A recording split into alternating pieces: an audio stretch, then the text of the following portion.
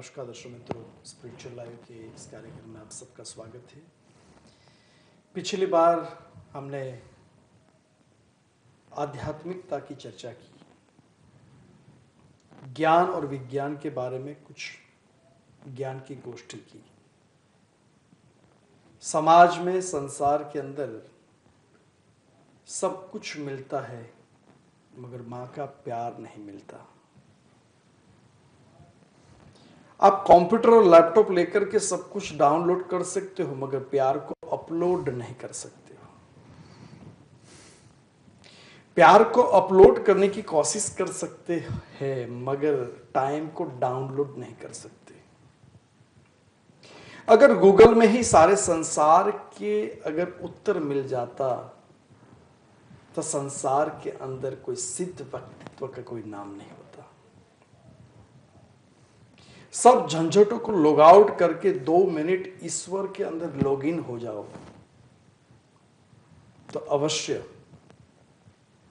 आपका स्टेटस स्थिर होगा और लोग आपको लाइक करने के लिए मजबूर हो जाएंगे। मगर हम अपने अंदर की ही शक्ति को पहचानने की कोशिश नहीं करते। इसलिए शास्त्र के अंदर कई विविध साधना परंपरा पद्धतियां आई है, सिद्ध पुरुषों ने दी है, गुरुओं ने दी है, विशेष महात्माओं ने भी दी है। हमारा इंग्लैंड का सौभाग्य रहा कि ऐसे सिद्ध पुरुषों में से ऐसे ही एक योग्य युग पुरुष व्यक्तित्व हमारे स्पिरिचुअल लाइव कार्यक्रम में मौजूद है, अवधूत शिवानंद बाबा जी। बाबा जी, आपका पुनः स्वागत है हमारे स्पिरिचुअल लाइव कार्यक्रम में। नमः शिवाय। नमः शिवाय। बाबा जी, हम पिछली बार बात कर रहे थे 10 महाविद्या और श्री विद्या के बारे में, और कई लोगों का प्रश्न ये होता है कि श्री विद्या साधना और 10 महाविद्या और अन्य देवी देवता, उसमें क्या तफावत है, क्या अंतर है, और इसके बारे में थोड़ा सा प्रकाश डालिए। जैसा आपने बहुत सुंदर अभी कहा कि कंप्यूटर में हम उत्तर खोजते हैं। सत्य बात तो यह है कि जो मनुष्य का शरीर है वो एक सुपर कंप्यूटर है, और आज की तारीख में ऐसा कोई भी कंप्यूटर नहीं बना जो मनुष्य की संरचना का मुकाबला कर सके। और प्रत्येक मनुष्य में अनंत की शक्तियाँ छुपी हुई हैं, इनफाइनाइट पावर। सच्ची बात तो यह है कि जो कॉन्शियसनेस लेवल है वो कंप्यूटर की भी जो बताया गया है पावर या जीवी पावर या जो भी कुछ कहते हैं, हम उसके साथ कंपेयर कर सकते हैं। और इंडिविजुअल कॉन्शियसनेस प्रत्येक मनुष्य की जो है, जब भीतर प्रवेश करते हैं तो that reaches up to the god consciousness. The god is not outside, the god is there within you. From outside Google you cannot download the peace and love. You can only download the knowledge. But there is a inside Google also, where you can download a lot of peace, utmost peace and tranquility and bliss, and unconditional love of God, and infinite wisdom. वो science जो आज तक develop हो चुकी है उसका ज्ञान भी भीतर है, और जो आने वाले कई वर्षों में जो आविष्कार होने हैं उसका ज्ञान भी आपके भीतर है। शास्त्रों में बताया गया है कि प्रत्येक मनुष्य के भीतर शिव और शक्ति ये दोनों विद्यमान है। मुझ में भी है, आप में भी है, और जो सब देख रहे हैं अगर वो शांत हो जाएं तो उनको भी अनुभूति होगी कि परमात्मा, शिव और शक्ति ये सभी उनके अंदर विद्यमान है। चेष्टा ये करने की है कि इनर साइंस को सीखना होगा।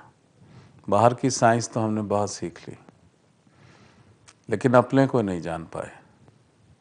बाहर के जो कंप्यूटर प्रोग्रामिंग्स और सिस्टम्स हैं वो तो बहुत सीख लिए, लेकिन जो इनर प्रोग्रामिंग है उसके बारे में तो हम अभिज्ञ रह गए, वो सीखा ही नहीं। और ये पूरा ज्ञान it was there in the ancient wisdom of India with maharishis. क्योंकि जो शक्ति साधना की बात आपने करी, जो 10 महाविद्याओं की, ये साधना है द पावर ऑफ मटेरियलाइजेशन। आप जीवन में जो कुछ भी प्राप्त करना चाहते हैं, चाहे वो संसार है, चाहे वो ज्ञान है, या चाहे वो अध्यात्म है, ये तीनों लेवल की शक्तियाँ जो हैं, ये शक्ति साधना के द्वारा ये प्राप्त की जा सकती हैं। ऐसे अनेक उदाहरण हैं। एक परिवार बंगाल का था, सारे विद्वान थे, एक ही भाई उनका पढ़ा लिखा नहीं रह गया, तो सब उसका मजाक उड़ाते थे, इसको ना ज्योतिष का ज्ञान है ना कुछ। लेकिन उसको किसी गुरु ने श्री विद्या दीक्षा दी थी, और श्री विद्या साधना करने के पश्चात एक समय के बाद मनुष्य को वाक सिद्धि, वो मुंह से जो भी बोलता है वो सच हो जाता है, और संकल्प सिद्धि, वो जो भी सोचता है वो फलीभूत होता है, उसको वो हो गई।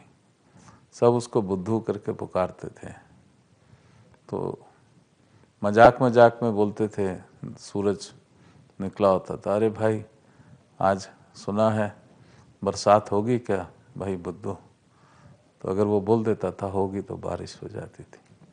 तो धीरे धीरे लोगों को उसकी शक्तियों के बारे में भी मालूम चला। ऐसे अनेक वृत्तांत हैं कि जहाँ मनुष्य बिल्कुल ही अज्ञानी होता है और शक्ति साधना करते करते प्रकांड पंडित हो जाता है, सरस्वती का वास उसकी जिह्वा के ऊपर आ जाता है। और 10 महाविद्याएं जो आपने बताई, वास्तव में ये शक्ति साधना, जो शक्ति है, शक्ति का मायने पावर, और ये लिटरल मीनिंग है पावर, शक्ति। शिव और Shakti, Shakti is energy and Shiva is the vibration. Shiv आधार है और शक्ति उस पर आधारित है। तो ये सब कुछ हमारे भीतर है, और जो मनुष्य शिव और शक्ति की साधना करता है वो जीवन में भोग भी प्राप्त करता है, सारे शत्रु उसके शांत हो जाते हैं, और वो मोक्ष भी प्राप्त करता है। भोग और मोक्ष की साधना है। वास्तव में मेरी यात्रा शक्ति साधना से शुरू हुई, जो मुझे दीक्षा दी गई। ये 10 महाविद्याएं जो माँ भगवती की साधनाएं हैं, वो अलग अलग फल को देने वाली हैं। कमलात्मिका साधना करते हैं तो धन बरसना शुरू हो जाता है मनुष्य के जीवन में। धनवर्षिणी तारा जो है वो शक्ति देती, ज्ञान भी देती है, और धन भी आता है। और महाकाली जो है वो ज्ञान और शक्ति वो दोनों देना शुरू करती है। वास्तव में यदि कोई मनुष्य पूर्ण स्वस्थ चाहता है तो शक्ति साधना के द्वारा प्राप्त कर सकता है। यदि कोई मनुष्य अपार धन संपत्ति चाहता है, शक्ति साधना के द्वारा प्राप्त कर सकता है। यदि किसी मनुष्य का समाज में प्रतिष्ठा ही नहीं और तिरस्कृत जीवन जी रहा है, और वो चाहता है कि समाज में उसकी प्रतिष्ठा बढ़े, वो शक्ति साधना के द्वारा कर सकता है। जो मनुष्य संतान चाहता है, उत्तम संतान उसको मिले, शक्ति साधना के द्वारा वो प्राप्त कर सकता है। यदि कोई मनुष्य शत्रुओं से घिर गया है और कोई ना कोई शत्रु आके उसको हानि पहुंचाता है, तो वो शत्रुओं का शमन वो शक्ति साधना के द्वारा कर सकता है। मैं क्या बताऊं, मतलब जीवन का हर क्षेत्र जो है ये संसार है, उसके बाद वो उच्च की चेतना को प्राप्त करना चाहता है तो वो शक्ति साधना के द्वारा प्राप्त कर सकता है। जो आध्यात्मिक उन्नति चाहता है या परम समाधि में वो अपना जीवन व्यतीत करना चाहता है, परम आनंद में रहना चाहता है, वो भी शक्ति साधना के द्वारा उसको आसानी से प्राप्त किया जा सकता है। ये जो शक्ति साधना जो 10 महाविद्याएं हैं ये 3 खंडों में बताई गई हैं। इसको काली, तारा और षोडशी, उग्रतम, मध्यम और सौम्य, ये 3 प्रकार की साधनाएं कही गई हैं। तो महाकाली भगवती तारा, भगवती धूमावती, भगवती मातंगी, भगवती षोडशी, भगवती भुवनेश्वरी, माता भैरवी, माँ कमलात्मिका, ये इस प्रकार से ये 10 महाशक्तियाँ जो हैं ये 3 उसमें खंडों में बनाई गई, जिसको कादी विद्या, 10 महाविद्या को कादी विद्या, सादी विद्या और हादी विद्या ये कही गई।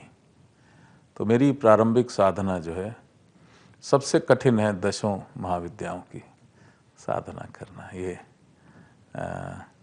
और उसमें भी आपकी साधना का जो भाव है, भाव के ऊपर ये आधारित होता है कि किस भाव से आप साधना कर रहे हैं। यदि अहंकार रख के कोई साधना करता है तो उसको बहुत ध्यान करना पड़ता है, गलती होगी तो, चूक होगी तो परेशानी हो सकती है। और यदि वो पूर्ण समर्पण करके अहंकार नहीं करे और भगवती को माँ का रूप धारण करके यदि वो साधना करता है तो आसानी से उग्र साधना भी सौम्य हो जाती है। 2 प्रकार की साधना है, एक सकाम, एक निष्काम। सभी लोग सकाम शक्ति साधना का मतलब जो है वो सकाम करते हैं। सकाम में आप एक फल चाह रहे हो, कोई चाहता है मैं धनवान हो जाऊं, तो जैसी धन मिला वो साधना समाप्त हो गई। कोई चाहता है मेरे दुश्मन बहुत हो गए, दुश्मन मेरे पास ना आए, तो एक रक्षा कवच बन गया, साधना खत्म हो गई। तो मेरा कहने का ये है कि निष्काम भाव से साधना करो। वो तो एक फल मिला, और यदि माँ स्वयं मिल गई, शक्ति मिल गई, तो बैंक का एक बार ही ट्रांजैक्शन करना है या पूरा बैंक ही अपने पास ले लेना है। तो उस हिसाब से यदि साधना करते हैं तो जीवन में आध्यात्मिक उन्नति भी होती है, और जो जहाँ जहाँ आपको आवश्यकता होती है, क्योंकि हमें मालूम नहीं हमारे लिए अच्छा क्या है, भगवान को सब मालूम है अच्छा क्या है। तो यदि समर्पण भाव से हम साधना करते हैं तो बहुत लाभ होता है। लेकिन शक्ति साधना के लिए गुरु की आवश्यकता बहुत ज़रूरी होती है। यहाँ तक कि महर्षि वशिष्ठ भगवती तारा की साधना प्रारंभ करी और 7000 बरस तक उनको सफलता नहीं प्राप्त हुई। तारा मंत्र कहते हैं कि महर्षि वशिष्ठ ने कीलित कर दिया। तो जब नहीं हुई तो वो अपने पिता ब्रह्मा के पास पहुँचे कि भाई मैं तुम्हारा पुत्र हूँ, मैं इतना अच्छा ऋषि हूँ और 7000 बरस मुझे सफलता नहीं मिली। तो उन्होंने कहा कि देखो गुरु होना जरूरी है। उसने बोला मैं तुम्हारा पुत्र हूँ, I am the son of creator, why should I need a गुरु। मैं गुरु बिन गति ना होत, गुरु तो चाहिए। क्योंकि गुरु जो बाँह पकड़ता है, गुरु जो अहंकार मिटाता है, गुरु जो अनुभव से ज्ञान देता है, वो वैसे नहीं मिल सकता, पुस्तकों से नहीं मिल सकता। तो महर्षि वशिष्ठ ने ध्यान नहीं दिया, दोबारा शुरू हो गया। 7,000 बरस तक जब उनको सफलता नहीं मिली तो क्रोधित हो गए और वो तारा मंत्र को किलित करने के लिए, शापित करने के लिए उन्होंने अपना तेज इकट्ठा किया। तो माँ तारा उग्रतम रूप में सामने आई और उनको बहुत डांट के बोला कि तुम्हें तुम्हारे पिता ने भी कहा कि गुरु चाहिए और तुम अहंकार है तुम्हारे अंदर, क्योंकि तुम गुरु के सामने समर्पण नहीं करना चाहते और जब तक अहंकार होगा शक्ति की प्राप्ति नहीं हो सकती। यहाँ तो एक लिटिल ईगो होनी चाहिए, लिटिल पावर, या the gods power, which one you want. So when you give up your ego, then the God consciousness that comes in your life. तो माँ तारा ने बोला कि जब तक जिस गुरु ने बोधित्व को प्राप्त नहीं किया उसके बगैर दीक्षा के मैं तुम्हें कभी नहीं मिल सकती। तो फिर वो अपने पिता के पास गए तो उन्होंने एक गुरु जो सिद्धत्व को प्राप्त हुआ उसके पास गए तो वो गुरु हंसने लगा। जब महर्षि उसके पास गए हंसने लगा। उन्होंने कहा आप क्यों हंसते हैं, मैं तो आपके पास दीक्षा लेने आया हूँ। बोला हंडिया बाहर से मांझ ली, अंदर से धोई नहीं, अमृत कहाँ से डालूं। बर्तन जो है बाहर से तो मांझ लिया और गुरु के पास जा रहे हो कि दीक्षा का अमृत दे दो, अंदर मैला है, और डालेगा और मैला हो जाएगा, तो मैं कहाँ डालूं। तो पहले अहंकार मिटा, अपने काम, क्रोध, लोभ, मोह, अहंकार, ये 5 जो हैं विकार, इनको मिटाना होगा। राग और द्वेष, इसको मिटाना होगा। जब तक अंतस पवित्र नहीं होगा तब तक वो कृपा कहाँ काम करेगी। गुरु के पास जाते हो, शर्त लेके जाते हो, मेरा ये काम तेरे को करना होगा। गुरु तो कर्म काटता है, गुरु तो कष्ट काटता है, और जब कर्म कटता है तो भगवान तुम्हारे भीतर है, शिव और शक्ति जागृत होना शुरू हो जाते हैं। तो उनको समझ आ गया, दीक्षा मिली और फिर उनकी तारा की सिद्धि हुई, महर्षि ने कह रही थी शक्ति के साथ। बाबा जी ने बहुत सुंदर बताया, अगर नदी है, नदी में पानी नहीं है तो नदी बेकार है। अगर घर है, घर में अतिथि नहीं आते तो घर बेकार है। पॉकेट है मगर पॉकेट में पैसा नहीं तो पॉकेट बेकार है। जीवन है मगर जीवन में गुरु नहीं है तो जीवन बेकार है। जीवन में गुरु रखना बहुत आवश्यक है मगर गुरु रखना जरूरी नहीं है। तुलसीदास ने हनुमान चालीसा में सबसे पहले वही लिख दिया कि बुद्धिहीन तनु जानिके सुमिरो पवन कुमार। खाली कटोरा बना दिया अपने आप को। और यहाँ तो गुरु के पास जाते हैं तो मैं डॉक्टर हूँ, मैं वकील हूँ, मैं ये हूँ, मैं ये हूँ। हाँ, वो डिग्री अगर है, सब कुछ है, मगर जिस लिए आप जा रहे हो वो चीज नहीं प्राप्त कर दोगे। कटोरा भरा हुआ है तो सामने वाला उस कटोरे में क्या डालेगा। बाबा जी ने सुंदर बताया कि तारा साधना सिद्धि के लिए कितने हजारों साल बीत गए मगर फिर भी वहां गुरु की आवश्यकता पड़ी और गुरु नहीं मिले तब तक साधना में सिद्धि भी प्राप्त नहीं हुई। लोग कहते कि नदी का पानी मीठा क्यों होता है, क्योंकि नदी बिल्कुल अपना पानी बहाव देती रहती है। लोग कहते हैं कि समंदर का पानी खारा क्यों होता है, क्योंकि समंदर सिर्फ लेने की क्रिया जानता है, देने की क्रिया नहीं जानता। लोग कहते हैं गंदी नाली का जो पानी है उसमें दुर्गंध क्यों आती है, क्योंकि वो पानी बिल्कुल वहां से उसकी बहाव ही नहीं है। नदी का पानी बहते रहता है इसीलिए मीठा है। गुरु तत्व है। लोग कहते, कई लोग कहे जाते हैं, इसके आगे पीछे लिख देते हैं, कोई गुरु जी लिख देते हैं, कोई गुरुदेव लिखते हैं, जो भी कुछ भी लिखते हैं, मगर उसकी परंपरा, गुरु की परंपरा, उनकी साधना की परंपरा क्या है उसको जानना बहुत जरूरी है। बैंक तो है मगर बैंक की परंपरा कहां से आई, अगर मैनेजर तो चेक के साइन कर देगा मगर वो फिर अकाउंट में जमा करने के बाद पास ही नहीं होगा।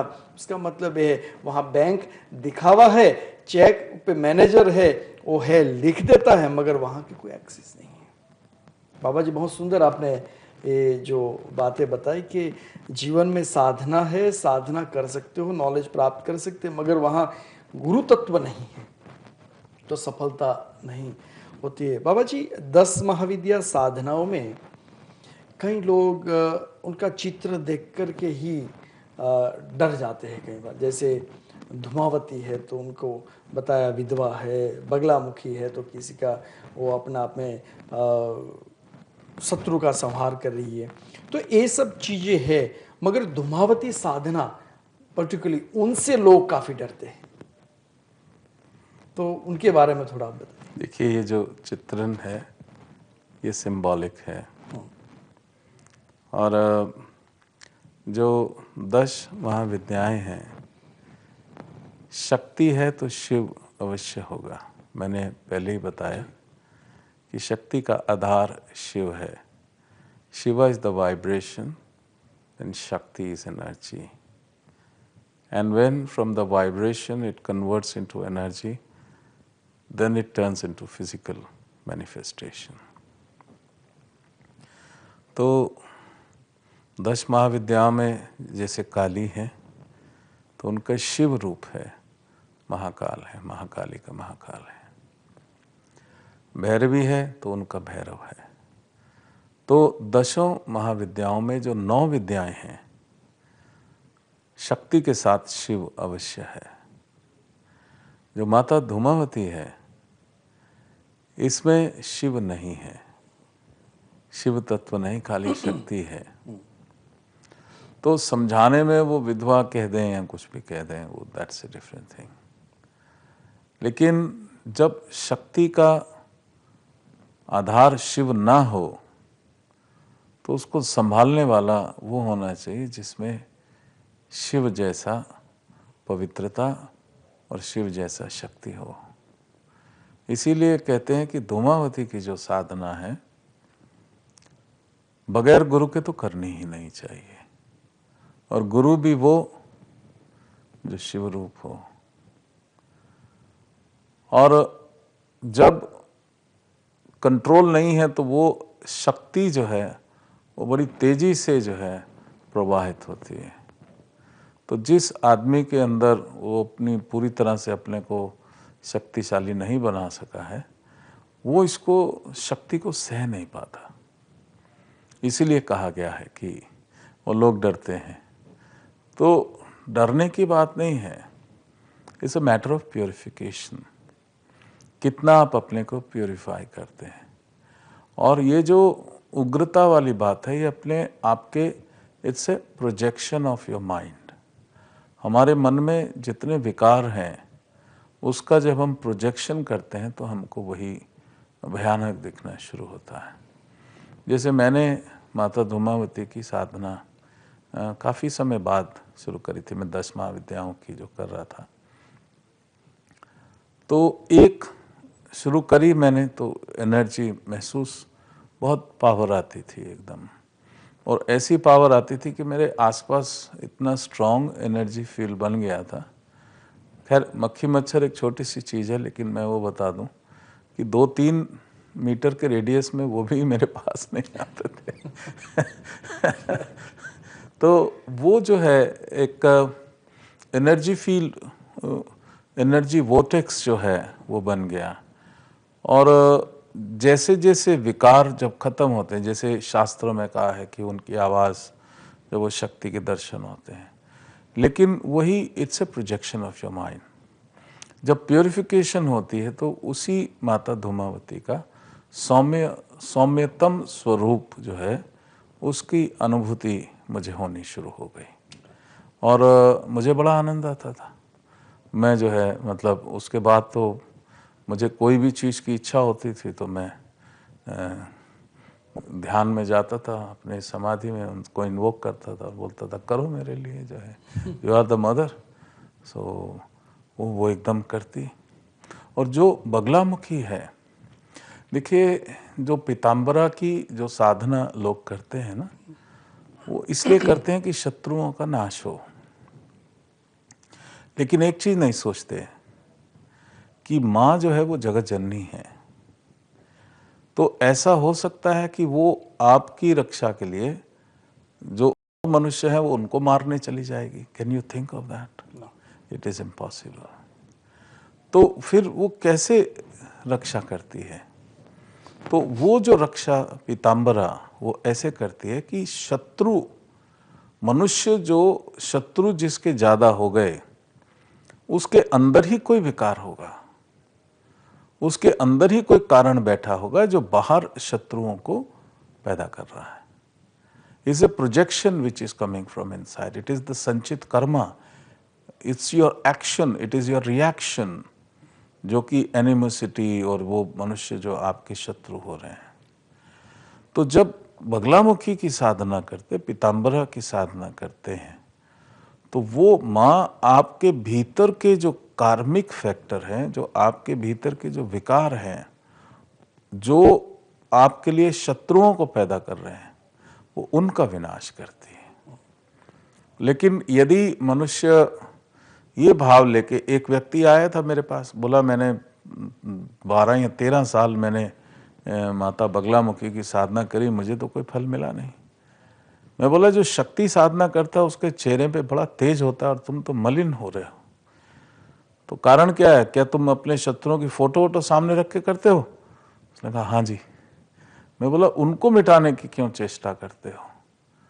एक को मिटाओगे, अगर तुम्हारे अंदर विकार हैं 10 और तुम पैदा कर लोगे। किस किस को मिटाओगे? पूरे संसार को मिटा लोगे। इससे अच्छा अपने भीतर का एक विकार जो है उसको मिटा लो, और वो सारे जो शत्रु भाव लेकर के बैठे हैं उनको मैत्री भाव में कन्वर्ट हो जाएंगे। तो इस भाव से तुम बगलामुखी की साधना करो। उसको जब दीक्षा दी तो उसको एक ही बरस में फायदा हो गया, एकदम उसको अनुभूति हो गई।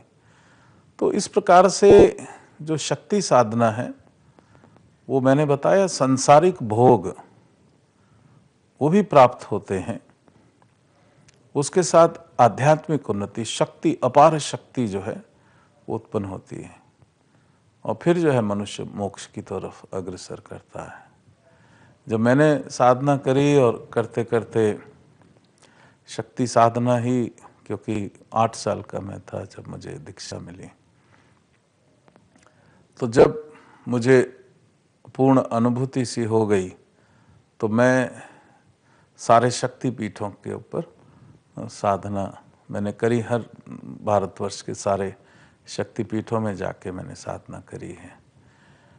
और फिर मैं एक बार फिर निकल गया, और करते करते शक्ति पीठों पे मैं साधना करते हुए मैं वापस आ रहा था, तो आखिरला पड़ाव मेरा नैना देवी था। तो जब नैना देवी गया तो माँ की अनुभूति हुई मुझे वो आत्मज्ञान शक्ति साधना का प्राप्त हुआ, और वो जो परम आनंद जो अनुभव हुआ, उसके लिए सब कुछ जो है सामने कुछ भी नहीं है। वो जो आनंद की अनुभूति हुई, और उस समय भगवती ने कहा कि मैं प्रसन्न हूँ, तुझे जो मिलना था सब मेरे से मिल गया, लेकिन मेरी प्रसन्नता तब है जब तू शिव साधना में भी परिपूर्ण होगा। तो ये भगवती की आज्ञा थी कि शक्ति साधना जब करें तो शिव की साथ में जरूरी होनी चाहिए। तब मैंने शिव साधना प्रारंभ कर दी और शिवमय हो गया पूरी तरह से, क्योंकि माँ की आज्ञा थी। लेकिन अंदर से होता था कि शक्ति साधना नहीं कर रहे, साधना की बातें कर रहे थे, और साधना से ही जीवन में सफलता प्राप्त हो सकती है। साधना निष्काम भाव से अगर किया जाए तो साधना का फल जो हम चाहते हैं उससे भी ज़्यादा मिलता है। अपने आप को एक बाउंड्री में मत रख दो कि मुझे इतना ही चाहिए, मगर जो सामने वाली शक्ति है उनको कितना देना है आपको पता नहीं। इसलिए बाबा जी अपना एक खुद का अनुभव बता रहे थे कि शिव साधना और शक्ति साधना के बारे में। बाबा जी आप शिव साधना के बारे में कुछ चर्चा कर रहे थे। जी, तो जब मेरे इष्ट से मुझे आज्ञा हो गई तो पूरी तरह से मैं रमा। शिव साधना मैंने पूरे ज़ोर शोर से चालू कर दी और अलग अलग स्थानों में जहाँ भगवान शिव के स्थान है वहाँ जाके बहुत कुछ प्राप्त हुआ, लेकिन मन में एक इच्छा वही रहती थी कि शक्ति साधना नहीं हो रही। तो जब एक समय आया जब गुरु समझता है कि अब ये पूर्ण हो गया, ये वास्तव में सभी गुरु का ही किया होता है कि वो चाहता था कि शक्ति के बाद शिव में पूर्णता की तरफ मैं बढ़ूं आगे। तो तब मुझे श्री विद्या की दीक्षा दी गई और तब मुझे कहा गया कि ये श्री विद्या साधना जब है ये शिव और शक्ति की साधना है। इसकी अधिष्ठात्री जो है माँ ललिता त्रिपुर सुंदरी है, जो कि परमात्मा के ही आसन पर आरूढ़ जो है। तो मुझे बड़ा आनंद आया और श्री विद्या साधना करते हुए जो भीतर की ओर जो शिव तत्व था, जो शक्ति तत्व था, उसकी बड़ी आसानी से मुझे अनुभूति होनी प्रारंभ हो गई और जीवन में एक बहुत तेज उन्नति की प्राप्ति हुई मुझे श्री विद्या साधना करते हुए। बहुत सुंदर बाबा जी आपका अनुभव आपने जो बताया, और मुझे आनंद इस बात का हो रहा है कि लोगों को सिर्फ यही सोचते हैं कि श्री यानी कि सिर्फ लक्ष्मी, और कोई भी आराधना करे तो लोग यही सोचेंगे कि हम श्री विद्या कर लेंगे या तो श्री साधना कर लेंगे, हमारे पास बैंक में हजारों पाउंड हो जाएंगे और करोड़ों पाउंड हो सच सोचते हैं, ये तो पहली चीज़ है। पहली चीज है। तो और ये जब सोचते हैं उसके साथ मगर वो उतना ही सीमित बन जाते हैं, उसके लिए प्रैक्टिस जो करनी है वो शायद कई लोग नहीं करते। तो उनके बारे में बाबा जी आपको क्या कहना है? देखिए, श्री विद्या साधना तो लुप्त ही रखी गई। जो लोग करते हैं वो खाली या तो पंचदशी मंत्र ले लेते हैं या श्री चक्र जो है उसकी नवावरण पूजा कर लेते हैं,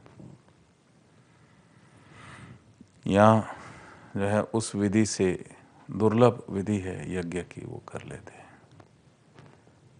और ये सोचना उनका सत्य है, क्योंकि संपन्नता तो बहुत आती है, क्योंकि श्री चक्र जो है ये अबंडेंस को पैदा करता है, प्रॉस्पेरिटी और अबंडेंस को।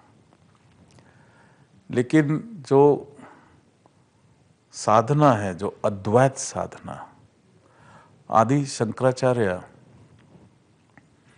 ने श्री विद्या को जीवित किया था। ये श्री विद्या अगस्त महामुनि ने दीक्षा, जो पहला गुरु श्री विद्या का वो भगवान नारायण का हयग्रीव अवतार जो है, उन्होंने श्री विद्या की दीक्षा अगस्त महामुनि को दी। और अगस्त महामुनि प्रार्थना करते रहे और माँ ने ही और भगवान हयग्रीव को कहा कि इनको पूर्ण ज्ञान दो। और फिर उन्होंने ही, क्योंकि जो श्री विद्या साधना है ये साधना है मटेरियलाइजेशन की, यू कैन मटेरियलाइज एनीथिंग। तो अगस्त महामुनि ने अपनी पत्नी लोपामुद्रा की रचना करी थी और वो बहुत बड़ी साध्वी रही। भगवान दत्त जो है वो श्री विद्या के गुरु थे, परशुराम को उन्होंने इनका ज्ञान दिया और अवधूत परंपरा में श्री विद्या का प्रचलन था, लेकिन इसको बहुत गुप्त रखा गया, हर किसी को नहीं दी जाती थी। और गुरु अपने एक ही शिष्य को, अद्वैत श्री विद्या की मैं बात कर रहा हूँ, मैं खाली ये आवरण पूजा की बात नहीं कर रहा, तो अपने विशेष गुरु को ही, अपने शिष्य को ही गुरु देता था। फिर समय आने पर ये साधना लुप्त हो गई। तो आदि शंकराचार्य एक बार कैलाश पर्वत पर भगवान शिव के पास गए, तो भगवान शिव ने उनको सौंदर्य लहरी दी, जिसमें माँ भगवती के सौंदर्य का वर्णन है, नख से शिखा। वास्तव में लोग भक्त सोचते हैं कि माँ स्त्री है, पर यह प्रकृति रूप है। ये पूरे ब्रह्मांड का जो ज्ञान है, ब्रह्मांड पुराण में इसका उल्लेख भी है, द विजडम ऑफ यूनिवर्स। तो वो, लेकिन भगवान ये भी चाहते थे कि आदि शंकराचार्य इस पे तपस्या करके इसको ज्ञान को प्राप्त करे। पुस्तक से ज्ञान नहीं प्राप्त होता। तो उन्होंने अपनी माया से नंदिकेश्वर को भेजा। तो जब कैलाश से बाहर जा रहे थे तो नंदिकेश्वर आए। उन्होंने बोला, वाह, तुम तो अभी आए और सौंदर्य लहरी लेके जा रहे हो, ये मेरा अधिकार है। तो दोनों में छीना हुई, तो आधी नंदी ले गए, आदि शंकराचार्य के पास आई। फिर उन्होंने इस पे तप किया, जो है इसको संपूर्ण करने के लिए, और तप करने के बाद उनको श्री विद्या का ज्ञान प्राप्त हुआ। अद्वैत श्री विद्या उन्होंने दो भाग में इसको बांटा। एक तो कर्मकांड श्री विद्या पूजन, वो उन्होंने नाबूदरी ब्राह्मणों को दी, उनके पास, और कुछ ही विशेष ब्राह्मण परिवारों के पास इसका ज्ञान था। और अद्वैत साधना अवधूतों की परंपरा से ये उन्हीं के पास रही, जिसमें हम अपने शरीर के अंदर ही, अपने शरीर में ही श्री विद्या की साधना करते हैं। और हमारी संकेत विद्या, जो कुंडलिनी शक्ति है, वो बड़ी तेजी से ऊपर उठती है। सहस्रार में जो शिव हैं, वो हमारी शक्ति जो मूलाधार में है, वो उसके साथ उसका संयुद्ध प्राप्त होता है और मनुष्य को ब्रह्म ज्ञान प्राप्त होता है। तो भोग और मोक्ष दोनों देने वाली श्री विद्या की साधना है, the sadhana of materialisation, how to materialise. अहम ब्रह्मास्मि, वो जो पदवी है कि मैं ही रचयिता हूँ, आई एम द क्रिएटर, मैं ही स्वयं प्रकाशित हूँ, वो श्री विद्या के द्वारा सहज प्राप्त हो सकता है। तो हमारे पास जो है अद्वैत साधना, जिसमें पूजन भी है, भोग भी है और मोक्ष भी है, अद्वैत जो है वो साधना भी है। बहुत सुंदर बाबा जी ने एक तो बिल्कुल स्पष्ट रूप से समझाया कि श्री विद्या अद्वैत, श्री विद्या साधना क्या है, उसके लिए क्या, किस परंपरा से आई हुई है। आदि शंकराचार्य ने दो पुस्तकों के बारे में बात की, इसमें आनंद लहरी और सौंदर्य लहरी, तो पुस्तक एक ऐसी है जिन्होंने अपना एक छोटा सा जीवन काल में चारों मठों की स्थापना की और ऐसी विद्या को भारतवर्ष में सिद्ध पुरुषों के पास रही। आइंस्टाइन साइंटिस्ट रहा अमेरिका का, वो जब भारत आया और भारत से जब जा रहा था तो एयरपोर्ट पे उन्होंने एक स्टेटमेंट दिया अपने भारतीयों को कि भारत जैसी भूमि और वहाँ एक बगलामुखी जैसी साधना और श्री विद्या जैसी विशेष साधना होने के बावजूद भी हमारे भारत ये साधना को क्यों नहीं पहचान पाता। तो इसके लिए एक श्रद्धा, समर्पण और विश्वास, ये तीनों चीज़ों में कहीं कमी रही होगी हमारे लोगों में, हमारे भक्तों में, हमारे साधकों में। इसीलिए बाबा जी ने ये भी कहा कि जो ये विद्या है बहुत कम लोगों को मिली और अवधूत परंपरा से जो श्री विद्या आंतरिक रूप से, बाह्य रूप से उसको कैसे पूर्ण रूप से सिद्ध किया जाए, उसका एक सानिध्य प्राप्त किया जाए, उनका आशीर्वाद प्राप्त किया जाए। बाबा जी यहाँ जो शिविर कर रहे हैं उसमें अभी 22 तारीख से जो शिविर की शुरुआत जो हो रही, उसमें श्री विद्या के बारे में ही श्री विद्या साधना है। हाँ। ये असल में जिन लोगों ने शिव योग की साधना पहले कर ली है, शंभवी साधना, जी। और अपने अंदर शक्ति इतनी पैदा कर चुके हैं, तो अब उनको श्री विद्या साधना, ये उनको 8 दिन का सुबह से शाम साधना है, दिव्य अनुभूतियाँ होती हैं। लोग हैरान होते हैं कि ऐसा भी होता है, we have never experience that, and the people they go in samadhi and they have divine experiences, and their problems, they just disappear in one sitting itself. So experiencing God is a wonderful experience, I must say, and it is the birthright of every human being. तो जो संभवी जो अभी शिविर हुई उसमें कई लोग नहीं भाग ले पाए और उनको अगर ज्वाइंट होना है तो पहले 3 दिन जो है उनको एक कराई जाएगी साधना, उसके बाद फिर जो है मूल साधना के ऊपर। तो बाबा जी, मैंने ये भी अभी 1-2 दिन में सुना है कि अक्टूबर में भी एक शिविर होने जा रही है। इससे आगे का होगा वो, जो पूरे विश्व में जिन लोगों ने श्री विद्या की उच्च की दीक्षा ली है, उनकी आगे की दीक्षा का तो हम श्री सोच विद्या रहे 3+ होगी कि? हाँ, 3+ 3+। ये देखो, संसार के अंदर मैंने पहले ही बताया सब कुछ प्राप्त कर सकते हैं, मगर प्यार जो है साधनात से, गुरु का प्यार, गुरु की सेवा बहुत कम लोगों को प्राप्त हो जाती है। और कई लोग शायद गुरु की सेवा करते हैं तो साथ साथ वो अपने गर्व रखते हैं कि मैं उनके साथ हूं। एक गाड़ी में लेकर के अगर कोई महात्मा को लेके जा रहे हैं तो वो 2 रूप से आप कह सकते हैं कि महात्मा मेरे साथ है, और उसको अलग रूप से मैं महात्मा के साथ हूं। जब आप कहेंगे महात्मा मेरे साथ है तो वहां एक अभिमान आ गया, एक गर्व आ गया, अहम आ गया। अहम को जब कार लग जाती है तो एक्सीडेंट होता है। मगर आप ये भी कह सकते हो मैं, मेरे असीम उस महात्मा की असीम कृपा है कि मैं उनके साथ में हूं। तो ये 2 चीज बहुत जरूरी है कि हम जीवन में कुछ प्राप्त कर ले, संतों का आशीर्वाद तो प्राप्त कर ले, सिद्ध पुरुषों का सानिध्य प्राप्त कर ले, मगर प्राप्त करने के बाद उसको डाइजेस्ट करना भी इतना आसान नहीं होता। और हर वक्त मेरे गुरुजी कहते थे कि बेटा, जीवित, जागृत और चैतन्य गुरु के साथ रहना तलवार की धार के बराबर है, क्योंकि हर वक्त आपको फटकारेगा, हर वक्त यही कहेगा ये गलत है, ये सही है। मगर आप वहां से टूट जाओगे तो मंदिर में प्रतिमा भगवान की नहीं बनेगी, वो टूटा हुआ पत्थर सिर्फ जहां आप पैर जूते रखते हैं वहां स्टेप पे ही लगाए जाएंगे। तो ये 2 बातें हैं। बाबा जी, कई बार भक्त होते हैं जो साधक होते हैं,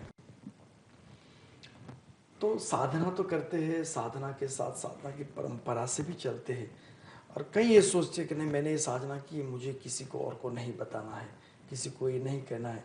तो उसके बारे में आप थोड़ा बताएं कि कई लोगों का ये प्रश्न होता है।